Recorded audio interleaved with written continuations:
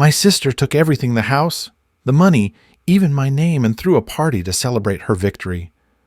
But I had one last card up my sleeve she had no clue about, and that's when the real chaos began. My name is Jacob. I'm 24, and honestly, I thought my friendship with Liam would last forever. We were like brothers. He was always there, the kind of friend who'd help you through exams, never forget your birthday, and show up even in the craziest situations. Everything seemed perfect, especially when we started working on our project together. This idea was our shared ticket to success, maybe even to fame. Liam and I spent a long time developing the project concept, working on every detail, sometimes staying up all night. We designed, came up with features that would generate a buzz, and just imagine, we're both standing right on the edge of recognition when suddenly this best friend of mine gets an offer. Not just any offer, but one from a big company promising a lucrative contract with great pay. I was happy for him. Well, at least for the first couple of minutes. One evening we met up to go over everything in detail, and Liam was acting strange. Usually he'd joke around and make fun, but this time he was too serious, clearly hiding something. Then he said, "Turns out they want to sign the contract with me, but only if I hand over all the materials." I thought, well, sounds a bit odd, but maybe he misunderstood something. To be honest, it didn't hit me right away that this might be serious. All I said was, "Liam, this is ours, right? We worked on this together." He just shrugged and looked away. That was probably the first sign of our conflict. Liam started disappearing more often, ignoring my messages and not calling back. A couple of days later, I stumbled across a post online. And guess what? He'd already signed the contract, spinning it as if it were entirely his idea. Apparently my friend turned out to be an excellent actor who managed to pull off the whole deal behind my back. I was in shock. The thought that this person could so easily disregard our joint work made me feel worse and worse. After a few more days, I realized Liam had leaked all our work and shut me out like an inconvenient problem. At that moment, what the heck didn't even begin to cover my state of mind. After this strange farewell concert of Liam's, I was left with many questions and not a single answer. I understood he wouldn't tell me the truth, but, when someone screws you over like this, just sitting back and doing nothing isn't my style. So I decided to piece this puzzle together myself and find out what he'd whispered to his new partners. I started with our shared archive, of course. We kept everything in the cloud, so I still had access. I wouldn't say it was a thrilling process, scrolling through our old drafts and layouts, but I found a couple of interesting changes he'd made to the project at the last minute. So he'd been planning this for a while.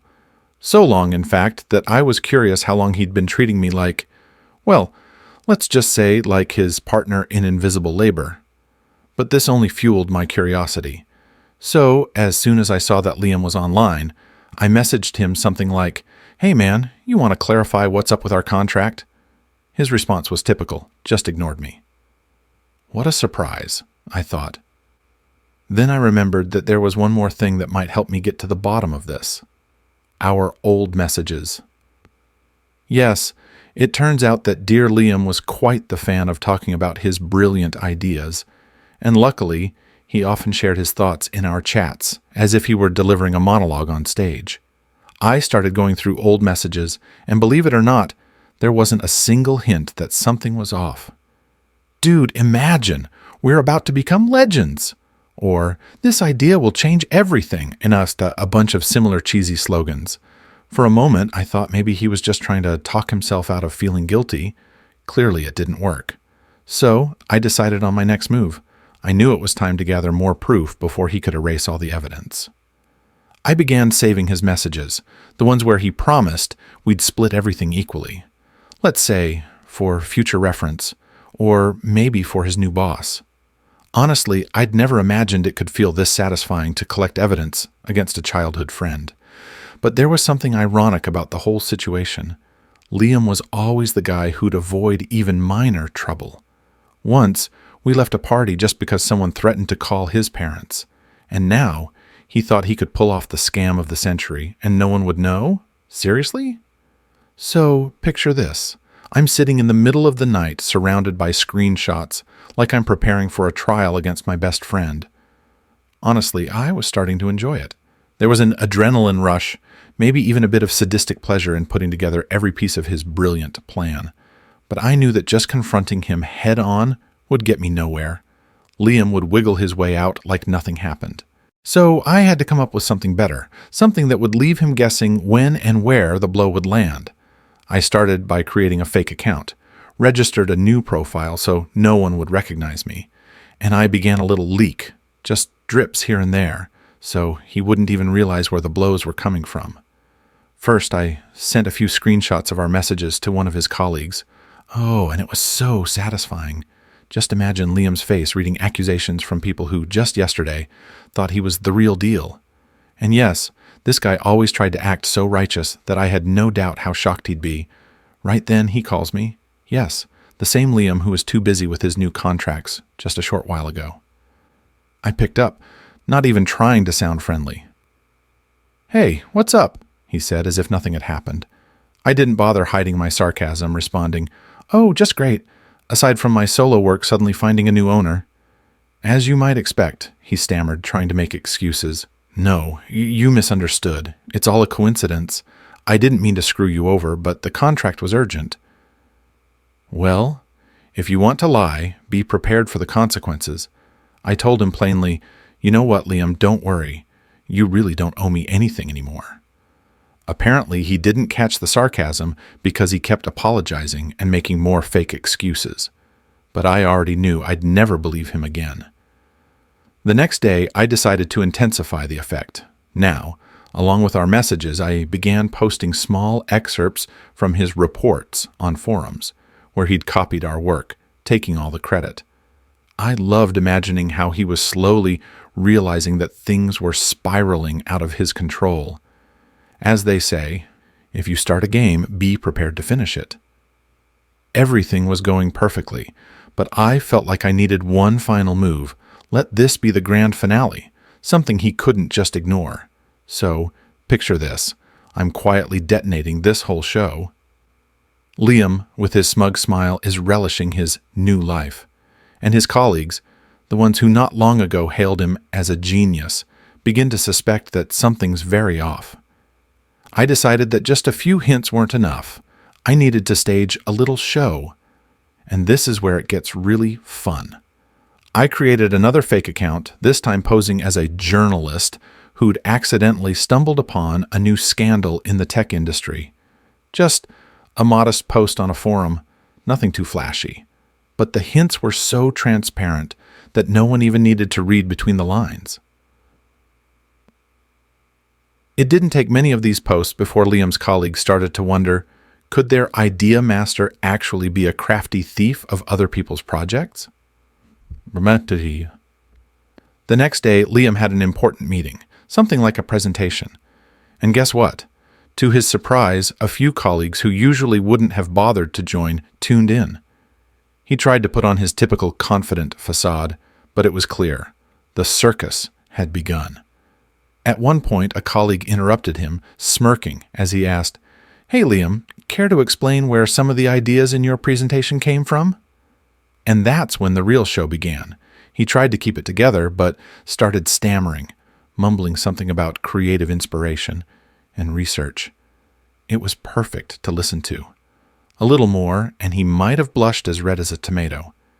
If anyone had doubts about him before, they certainly didn't now. As they say, the deeper you go, the bigger the mess. Of course, I wasn't going to stop there. My next move was to send a few hints to his boss. Nothing too obvious, just a couple of suggestions that perhaps Liam's reports deserved a closer look. You can't imagine how satisfying it all felt. His pride, his brilliant career, everything was beginning to crumble. I even came up with a name for this little drama, The Fall of a Liar. Each of his excuses was like poetry. I'm sure he didn't believe a word of what he was saying, but he had to scramble to find a way out. And with each new incident, his attempts to look like an upstanding employee became more ridiculous. But this was only the beginning. You wouldn't believe how hard Liam clung to his position, fighting for every last inch, and then, just as it all seemed to be falling apart, he decided to bite the bullet and call me. Yes, the same Liam who'd been so busy with his bright future that he couldn't even reply to my messages. The call caught me off guard, but I couldn't pass up the chance to play along. I picked up and spoke in my most casual tone. "Oh, hey, Liam. Didn't expect to hear from you after your, meteoric rise." On the other end, I heard his nervous, "Hey, man, listen. I wanted to talk. I've been having, well, some issues, and I thought maybe you might know something about it." How could I not laugh? He actually thought I still owed him something. Keeping my tone steady, I replied, "Look, man, I have no idea what issues you're talking about. Maybe they're just the kind of problems that come up when you take credit for other people's ideas." Liam immediately started stammering, as if I were his boss, not the guy he'd betrayed. He mumbled something like, "You don't understand. I didn't mean for it to happen this way. It's just that this company, well, you know, they only want to work with one person." Naturally, I didn't let him off the hook there. I just asked, "So, Liam, how's it feel climbing the corporate ladder with a backpack full of someone else's ideas? Must be heavy, huh?"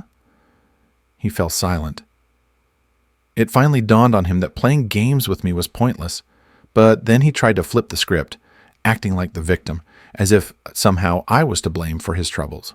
I have to admit, I took almost sadistic pleasure in listening to him squirm.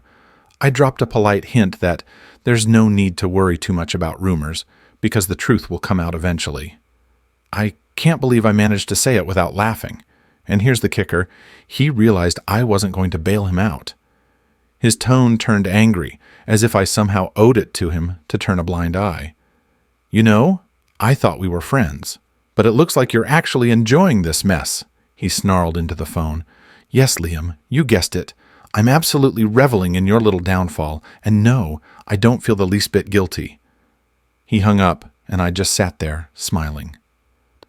It was clear that now he'd start trying different ways to cover up his lies, but the problem was that his bright future was looking dimmer and dimmer. One evening, while sipping a soda, it hit me. Time for the grand finale of my little show. Liam had no idea I was about to blow everything up. Not just a small bang, but something truly explosive. He loved public recognition and admiration, so I figured why not let him experience a collective wave of approval? I sat down and started crafting a post on a popular forum, something like the story of a rising genius who built his career on other people's ideas. No direct accusations, but you know, with hints so obvious it was almost impossible to miss. I posed as a witness, describing the essence of his schemes, added a few speculations about how the ideas were stolen from someone close, and, for the cherry on top, included a few screenshots of his promises to split the profits equally. It was perfectly dramatic, and best of all, anonymous. Within hours, the post went viral. Comments flooded in like a waterfall. "Who is this arrogant thief?" Or, "How can someone treat a friend like that?" People who had once praised his talent were now tearing him apart, happily adding fuel to the fire. If Liam saw the wave of comments, I'm sure he would have been completely out of ideas on how to get out of this one. Of course, our hero couldn't just stay silent. No, Liam decided to play the victim of circumstance and left a comment under the post saying, "This is all lies. Someone's clearly trying to frame me." Nice move, genius. But I already knew that the public's patience for these kinds of excuses was as short as mine was for his lies. Non-existent. "Yeah, go ahead and tell them you never meant to betray anyone," I thought, amused, watching this drama unfold from the sidelines. To keep the crowd entertained, I created a new account and added a comment like, "Did you hear he even has screenshots? Honestly, I'm waiting for the next episode like it's a new season." Within minutes, several people chimed in, speculating that Liam wasn't a genius, but a common thief. By the next day, everyone at his company knew who Liam truly was. To top it all off, his boss stumbled upon the thread and decided It was time for a heart-to-heart. Liam must have thought he could brush it off with humor, but when you're drowning in evidence, trying to laugh it off is ridiculous. He got called to an urgent meeting, where rumor had it he faced a lengthy list of questions. Honestly, if someone had offered me popcorn at that moment, I'd have grabbed a huge bag and watched him squirm. I thought my little show was over, but no. The story was just beginning to unfold into the thriller of the year. The next day, I heard that Liam was summoned by management for an informal chat. I could almost picture him rehearsing his go-to lines. "This is all a misunderstanding. I can explain."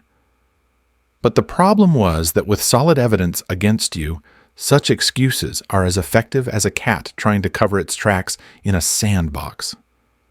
So, there he was, sitting in the office with a bewildered look, fidgeting nervously, probably starting to sweat, when his boss asked straight out, "Liam, what's going on with your projects?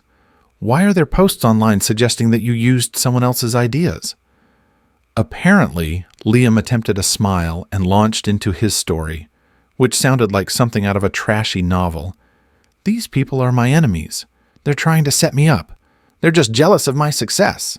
It seems his boss wasn't impressed, and instead of letting Liam off the hook, he initiated a full investigation.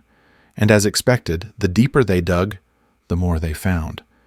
Turns out our Liam was a master not only at appropriating others' ideas, but also at flaunting improvements that were actually mine. That's when the real panic set in. Liam had no better idea than to call me. And friends, this was pure entertainment. He hadn't called since I politely shut him down. And now, out of nowhere, here he was. I answered in the most indifferent tone possible. "Oh, Liam, what's up? Trouble with your colleagues?" He, barely keeping his voice steady, started unloading all his complaints. "You have to help me. They don't understand what's going on." I, with maximum sarcasm, replied, "Oh, really? Yeah. No one's ever told you that stealing other people's ideas might cause a few problems, right?" Hearing him stammer, struggling to explain why I was somehow obligated to support him, was pure pleasure. For every plea, I had a ready comeback. At one point, he blurted out, "You don't get it? They're serious about taking this to court." Well, that was music to my ears. After that call, I knew his time at the company was running out. Rumors of an internal review started leaking around the office. Soon after, a few of his colleagues began posting their own observations online, fueling the fire. Within days, it was public knowledge that Liam was facing legal action, and his name was being discussed well outside his workplace. Quite the ending for a guy willing to do anything for his success. And you know what the best part is? While his reputation crumbled, I was sitting at home, sipping coffee, and watching it all play out like the best series I'd ever seen. Just as I thought the show was over, and I could sit back and relax, things took a sudden twist. Liam vanished. Yep, he just disappeared. All his social media went blank, his phone stopped responding, and even our mutual friend Kevin said that Liam had unfriended him. At first I thought he was just lying low, but then a more interesting theory came to mind. Maybe things had gotten so bad with his career that he decided to fade away like a shadow at dawn. But the funniest part was yet to come. A few days later, I got a message from some journalist, probably from the same platform where I'd posted the exposé. This guy cut straight to the chase. "Hey, we've got a hot story on your situation with Liam. Interested?" As strange as it sounded, I couldn't resist and replied, "All right, show me what you've got." And it was a bombshell. Turns out Liam didn't just steal my ideas, he had an entire set of schemes on how to boost his profile at others' expense. But now that his blunders were public knowledge, a few companies he'd worked for started investigating his past projects. And guess what?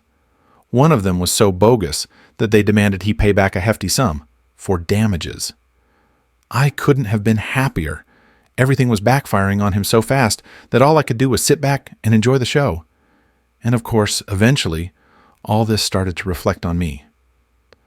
A couple of people from Liam's company began taking an interest in me, apparently wanting to see if someone who could expose Liam so professionally might be useful to them.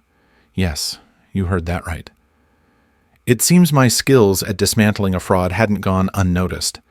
They invited me for a meeting, hinting at some projects where we'd love to have you on board. What can I say? Liam's career might be dead, but it looks like his downfall is opening new doors. For me? I sat there thinking, it's pretty ironic that his desire to take everything for himself has ended up giving me new opportunities. I may not be a master manipulator like Liam, but I'm definitely skilled at spotting guys like him a mile away and bringing them down. Now, his reputation was in ruins, while I was being offered a chance to work with people who understand the value of integrity. Or, at least, people who know better than to cross me. And as strange as it sounds, I do feel a little sorry for him. Just a little.